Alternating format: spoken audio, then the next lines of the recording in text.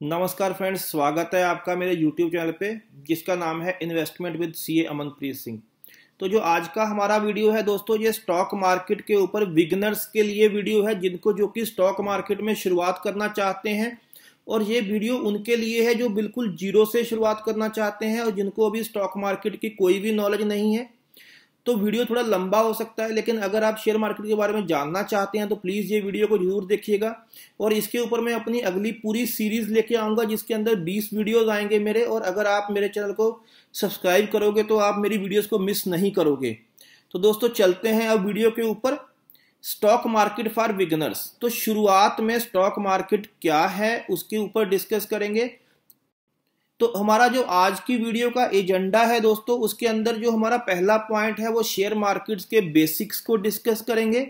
Share market की terminology को समझेंगे, शेयर मार्केट में कैसे ट्रेड करते हैं, और उसके बाद में कुछ प्रैक्टिकल एग्जांपल्स देखेंगे और फिर आपके कुछ डाउट्स को क्लियर करेंगे टर्मिनोलॉजी के ऊपर। शेयर मार्केट के अंदर जो टर्मिनोलॉजी है उसके ऊपर जो डाउट्स रहेंगे उसको क्लियर करेंगे। तो चलते हैं वीडियो में आगे। जो सबसे पहला जो टर्मिनोलॉजी है वो है शेयर मार्केट बेसिक्स, कि शेयर मार्केट होता क्या है। तो दोस्तों इसके अंदर मैं आपको बताना चाहूंगा, जो शेयर मार्केट है buying and selling of shares is done. यहाँ पे शेयर्स की बाइंग और सेलिंग की जाती है, उस मार्केट को शेयर मार्केट कहते हैं। तो इंडिया के अंदर कितनी एक्सचेंजेस हैं? तो इंडिया के अंदर टोटल 3 मेजर एक्सचेंज हैं, जिसके अंदर सबसे पहली जो एक्सचेंज है वो एनएससी है, जिसके अंदर शेयर मार्केट फ्यूचर और ऑप्शंस ट्रेड होते हैं। ये एक्सचेंज 9 बजे खुलती है, 3:30 बजे बंद हो जाती है, जिसको कि नेशनल स्टॉक एक्सचेंज कहते हैं। जो दूसरी एक्सचेंज है वो है बीएससी, बॉम्बे स्टॉक एक्सचेंज। ये इंडिया की सबसे पुरानी स्टॉक एक्सचेंज है और इस एक्सचेंज की टाइमिंग भी जो है वो सेम ही है, 9 से 3:30 बजे। और इसके अंदर भी जो है शेयर्स और FNO future and options trade होते हैं। इसके अलावा एक जो हमारी एक्सचेंज है वो है एमसीएक्स, मल्टी कमोडिटी एक्सचेंज। तो दोस्तों इस एक्सचेंज के अंदर जो है कमोडिटीज ट्रेड होती हैं, like silver, gold, copper, natural gas, crude oil, zinc, जो भी जितने भी मेटल्स हैं, जितनी भी एनर्जी है, प्रीशियस मेटल्स हैं, जहाँ जो हमारी दूसरी मेटल्स हैं, सब कमोडिटीज जो हैं वो एमसीएक्स के अंदर ट्रेड होती हैं। ये एक्सचेंज का टाइम पहले 10 से 11:30 बजे रात के था, लेकिन आजकल ये टाइमिंग 9 बजे हो गई है। तो 9 बजे से रात के 11:30 बजे तक ये एक्सचेंज ओपन होती है। इसके अलावा और भी एक्सचेंजेस हैं, लाइक सीडीएस है, जहाँ पे कि करेंसी की ट्रेडिंग होती है, लेकिन जो मेजर स्टॉक एक्सचेंजेस हैं वो यही 3 एक्सचेंजेस हैं। अब बात करेंगे why to invest in stock market. Stock market में इन्वेस्टमेंट क्यों करना चाहिए? तो दोस्तों जैसा कि आप जानते हो कि हमारे पास जो इन्वेस्टमेंट के टूल्स हैं, अलग अलग टूल्स हैं हमारे पास। हम लोग क्या कर सकते हैं वो मैं आगे डिस्कस करूंगा कि हम कितनी तरह से इन्वेस्टमेंट कर सकते हैं। लेकिन अभी जो हम डिस्कस करेंगे शेयर मार्केट में इन्वेस्टमेंट क्यों करना चाहिए, तो एक तो हमें मैक्सिमम प्रॉफिट लेने के लिए, कि हमारा जो पैसा है, जो हमारी सेविंग है, उसके ऊपर हम मैक्सिमम रिटर्न ले सकें इसलिए। और दूसरा जो हम इन्फ्लेशन को बीट कर पाए। मान लीजिए जो इन्फ्लेशन है वो 7% से बढ़ रहा है, ठीक है। अगर मान लीजिए जो इन्फ्लेशन है वो 7% से बढ़ रहा है और हम लोग जो है वो हम लोग रिटर्न ले रहे हैं, मान लीजिए हम लोग मान लीजिए रिटर्न ले रहे हैं 4% सेविंग के ऊपर रिटर्न ले रहे हैं, तो क्या हम इन्फ्लेशन को बीट कर पा रहे हैं? नहीं। तो दोस्तों हमारा जो पैसा है वो इन्फ्लेशन को एटलीस्ट बीट कर पाए तभी हमारे पैसे में ग्रोथ होगी। अगर हमारा पैसा इन्फ्लेशन से भी कम रेट में बढ़ रहा है तो एक हिसाब से हम मनी को लूज कर रहे हैं। तो मेनली 2 कारण हैं शेयर मार्केट में इन्वेस्ट करने के, एक तो प्रॉफिट को मैक्सिमाइज करना और दूसरा है इन्फ्लेशन को बीट करना। अब बात करते हैं शेयर मार्केट में इन्वेस्ट कैसे करें। ये बहुत बड़ा टॉपिक है जो कि शुरुआत में सबको दिक्कत होती है। हर बंदा चाहता है शेयर मार्केट में इन्वेस्ट करना, लेकिन करें कैसे? तो दोस्तों इसके ऊपर हम डिस्कस करेंगे। शेयर मार्केट में इन्वेस्ट करने के लिए 2 चीजें हमारे पास जरूरी हैं। नंबर 1 एक ब्रोकर जिसको कि हिंदी में दलाल कहते हैं। तो a broker is a party that mediate between a buyer and a seller. तो ब्रोकर वो आदमी है जो बायर और सेलर के बीच मीडिएटर का काम करता है, दलाल का काम करता है। A stock broker is a regulated professional broker who buy and sells share and other securities through agency firm on behalf of the investors। तो दोस्तों जो हमारे बिहाफ पे एक्सचेंज के साथ शेयर का सेल और परचेज करता है उस आदमी को हम ब्रोकर कहते हैं।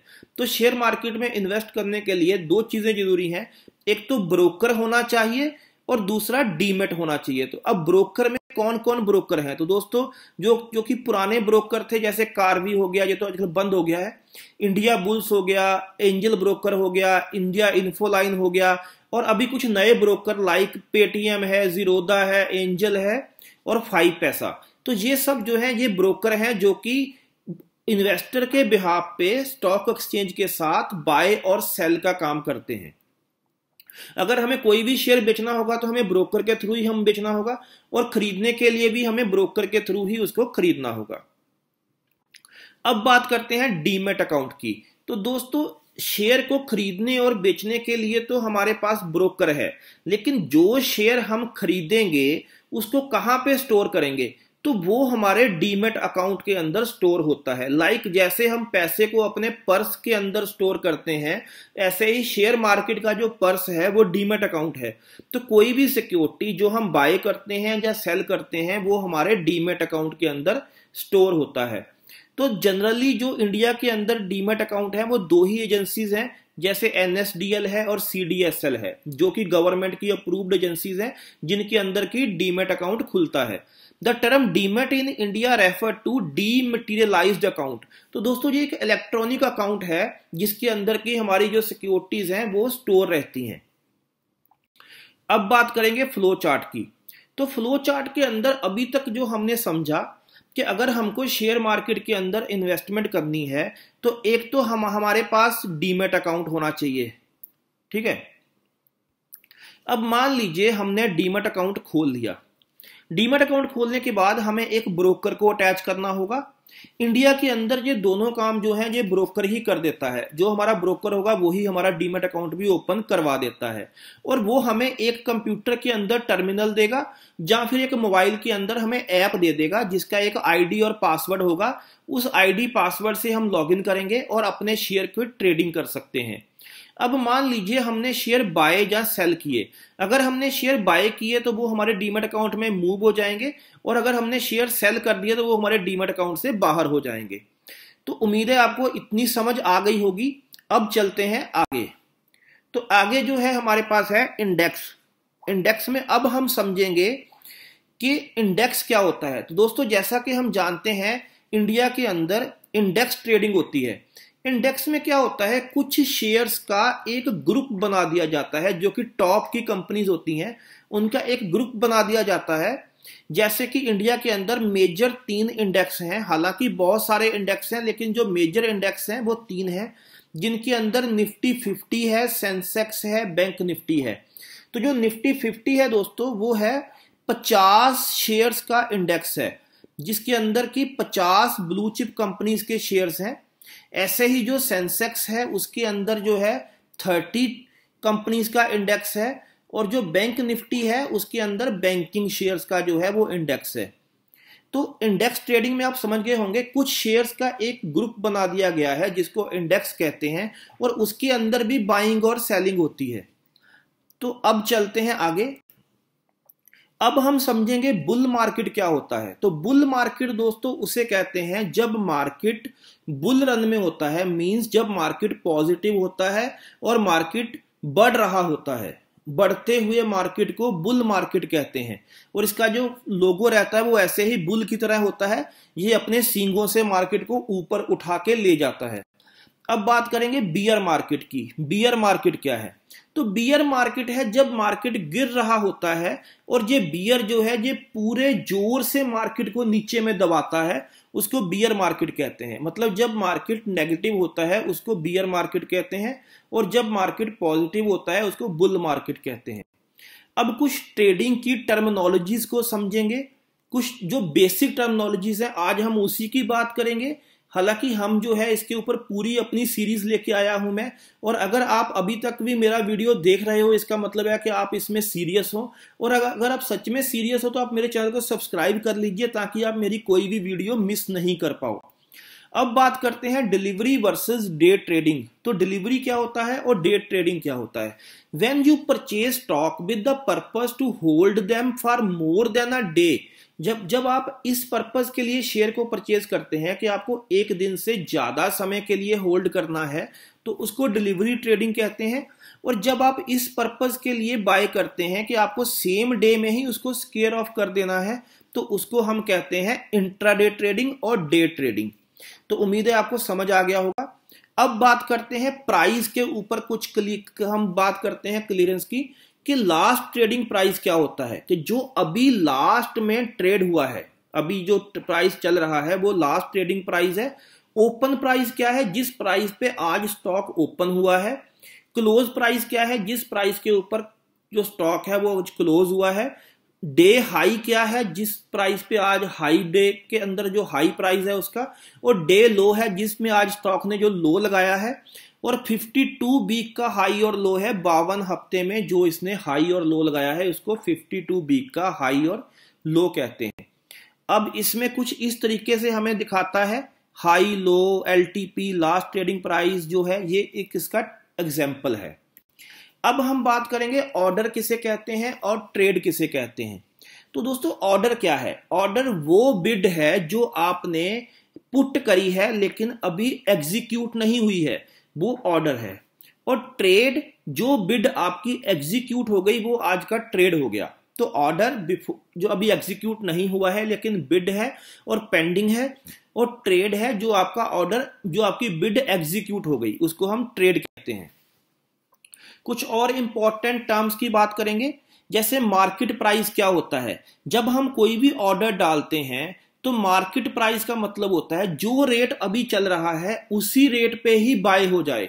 मान लीजिए अभी जो रिलायंस है वो चल रहा है 2501 रुपया, और हम मार्केट प्राइस पे ही ऑर्डर लगा देंगे तो जो भी रेट चल रहा होगा उसी प्राइस पे स्टॉक बाय हो जाएगा। लिमिट प्राइस होता है, मान लीजिए हम चाहते हैं कि रिलायंस तो अभी 2501 चल रहा है लेकिन जब ये 2490 रुपए आ जाए तब बाय हो, तो उसको हम लिमिट प्राइस कहते हैं। मार्जिन क्या है, किसी स्टॉक को खरीदने के लिए जितने पैसे की रिक्वायरमेंट है उसको हम मार्जिन कहते हैं। और जनरली इंट्राडे में जो मार्जिन है वो कम होता है और डिलीवरी में हमें पूरा मार्जिन देना पड़ता है।